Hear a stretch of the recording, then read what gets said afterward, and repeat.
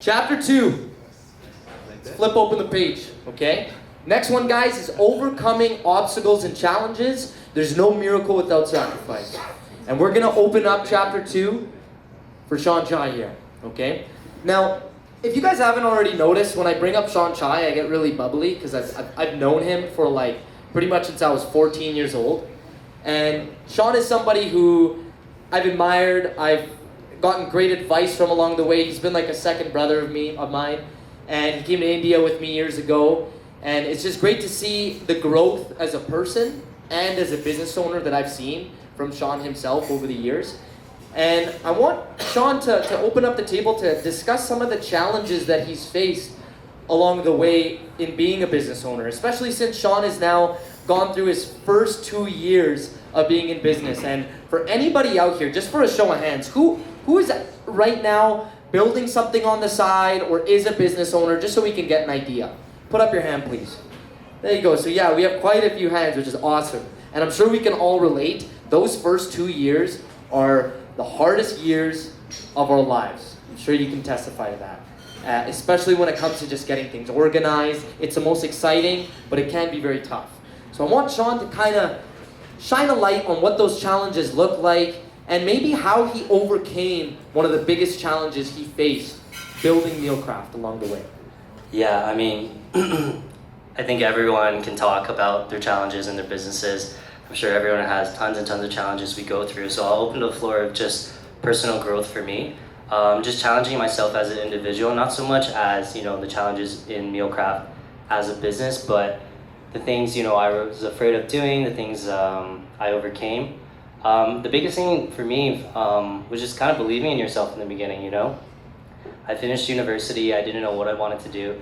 I kind of did the path everyone else did after undergrad, let's find a job, let's, go to post after post on Indeed, throw your resumes out there, just hopefully someone, hires you for a, entry-level job, and for the most part, they don't really care about you as an individual. I worked for the bank for a little bit. I just found out really fast that I was just a cog in a piece of a factory, and I didn't see myself growing as an individual. So, I told myself, I'm going to take the dive, I'm going to start a company. I didn't know what I wanted to do. I was passionate about fitness, health, and, healthy meals, being in the industry for over 10 years. So I took that dive. So I think the biggest challenge first for me is one, just doing what you're saying you're going to do. If you want to start a business, there is no right time to do it. There isn't that special moment. There's not going to be, lightning's not going to strike a certain place and it's going to be like, wow, okay, there's my sign. It's, you just got to jump in and take the dive. So that's one. And just being too hard on yourself too. I think a lot of us as business owners, we're always talking about what we could have done better, how it didn't go the way we wanted it to today. And we sometimes forget to look at, the positives and the growth we've all had, like in years, Sometimes I forget to just take a look back and be like, where was I 2 years ago? I wasn't even cooking in the kitchen. I was cooking out of a little cube box. I didn't have a fridge. I can tell you guys nightmares and nightmares about the stuff that I did, driving around till 12, 1 in the morning, just delivering food in my car, just trying to get to customers. But sometimes we just forget to take a look back and see where we come from. So to answer that question, Kenny, I think that would be my biggest challenge, just not being too hard on myself. And what I'm doing to combat that actually is, so one of my best friends, KB, we actually decided recently that every day we're gonna just write 5 things that we're grateful about in life. It can be anything, it can be the little things from, doing your bed in the morning, just the small victories in your day. And then at the end of the day, writing about 5 things that you're happy you accomplished, and they can be from the small things to the big things. And I really think that's really helping me kind of like sit back and appreciate more of the wins rather than the losses. So yeah. That's awesome, Sean. You're gonna make me cry, dude. I love that. Does anyone else have a challenge to share? I know Bean, stand by, because there's one challenge we want to definitely discuss, but would anyone else like to shine a light with maybe different challenges that any other panelist has faced that shine a light on this topic? I'd like to know how you ran a food company without a fridge. See, we don't talk about that. We can talk about that later, Raj. That's a good question, right? I'll take that one, Kenny. I don't know everybody in the room. I know a quarter or so of the people in the room. I think that it's important to talk about feeling alone. Like sometimes in business as an entrepreneur, you might feel alone, you might feel isolated, off on an island, stresses, worries, whatever comes with that. I felt alone very, very briefly, but then very quickly realized that I wasn't. So I think it's important to either realize that you're not alone or make sure you're not alone.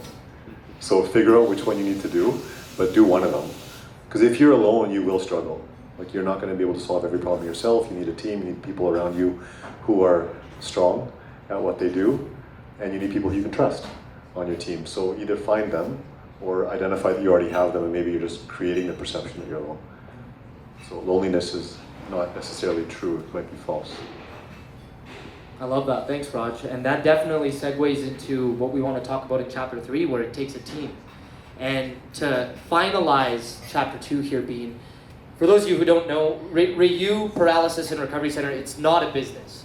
It's a non-for-profit organization. And Bean and I were talking, and we wanted to shine a light on the struggles of creating a non-for-profit right now, on the niche that Bean is focusing in on, and how the multiple barriers along the way have been the government putting up a lot of these walls when it comes to a lot of individuals who are clearly in pain, who clearly can't even get out of bed, who quit their job, who can't even make love with their significant other, just everything from A to Z. Yet the government still looks at them as, you know what, all the doctors who you visited, they can't identify what's wrong with you. This hits home for me big because I have a friend of mine who was close to becoming a GM of one of the most successful restaurants in the city, who now is pretty much paralyzed in the neck, and he's seen multiple doctors. He's fighting lawyers at this point. He was at one point close to actually seeing Bean, but he had to go fly off to Victoria to go see if there's any doctors there to help him out. And it's a constant struggle. It's something that unfortunately the government looks at as something that, due to the fact that it's unidentifiable, on paper there's nothing they could do about it, which is stupid. And I wanted Bean to kind of talk about what those challenges look like, and you know what, in front of 40 people, what sort of awareness can we create, and what sort of light can we bring to everybody who doesn't know about some of the struggles we're facing? Yeah, I mean, talking about overcoming obstacles, and I mean, I haven't overcome anything. I don't know even what an obstacle is. I'm sitting in a wheelchair. It's just, so with our system and the type of business that I run, we're the first paralysis recovery center in Edmonton. There is one in Calgary as well, so we can't say we're the first one in Alberta. But within Canada, there's 5. Within California, there's 8. And so, I mean, yes, the US has more population and stuff, but, Canada, like I said before, is really far behind. And here in our medical system, if you don't have a diagnosis, if you don't fit into this box, you can't get funding, you can't access programs because you don't have a label on you. And, it's 2019, we're trying to get rid of labels, we're trying to get rid of boxes and stuff, but our healthcare system is designed around boxes. And I have quite a few clients who are undiagnosed, who clearly have some motor impairment, are unable to walk, unable to use their hands, unable to eat, unable to do so many things, and little kids as well. They have genetic conditions, lots of things go undiagnosed with little kids because if you don't fit into these boxes, you don't get that label. And especially with kids, there is lots of funding available if you fit in a box. If you don't fit in a box, sorry, you're shit out of luck. Try to do what you can do. And if you don't have strong-willed parents, or if you don't have the financial backing to help you, there's not a lot that you can do. And unfortunately, a lot of these kids end up in not good situations. So for myself to open a nonprofit, a little bit of backstory, after being paralyzed by a virus, I went around to different centers, different places to find activity-based training, which is the therapy that gave me the results that I wanted, and at the rate that I wanted. I went around to all of these places, to Calgary, Regina, Vancouver, California. All of them were nonprofits. And I really liked that they stood for something and that they were not there to make money, they were there to help people. There was one center in California that started as a nonprofit and then turned to a for-profit model. And that was the center that I went to. And when I first was there, I talked about bringing a franchise to Edmonton. And the CEO at that time told me with his Rolex, this is a very lucrative business. There's lots of money to be made here. And that really struck a chord with me, because I'm like, I'm paying 110 US an hour at your facility, and you're telling me you're getting rich off of me. And I went from being an x-ray tech making 6 figures to last year making $13,000 a year, right? So how are you supposed to afford this? Our system, that's what I'm saying, our system is so backwards, our system is totally messed up. But the obstacles that we are now facing is the medical system. It's our biggest obstacle, and the attitudinal barrier that Alberta has. And I've traveled around, and I can honestly tell you the attitudinal barrier in Alberta is way worse than almost the rest of Canada and the States. We have this mentality here where, I make a lot of money, I make 6 figures, I drive a big truck, look at my nice Versace, whatever, right? But anything that's different, we don't pay attention to, or we're scared of. And I know this all too well, because growing up in Edmonton with brown skin, been discriminated against literally since the day I was born, being a girl, and now having a wheelchair. I felt it from so many different aspects, and it's really, really hard to keep a strong spirit and a positive attitude when the world is trying to always knock you down and always look down at you. But I have a really good role model, my mom, and a really good support system, which is why I'm sitting here in front of you guys. And I take this opportunity to educate everybody and to try to change someone's mind about people with disabilities and about people who are different in general. I kind of went off topic a little bit here, but coming back to obstacles, opening nonprofits, like I said, it is the medical system. Right now, the medical system doesn't believe in what we do.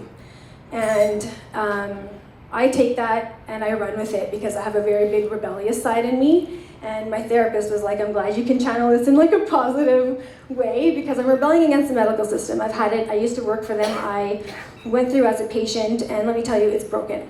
And so this just fuels my fire and makes me fight even harder, because we are doing what they are saying won't happen. And so our clients are the results. Eventually they will change.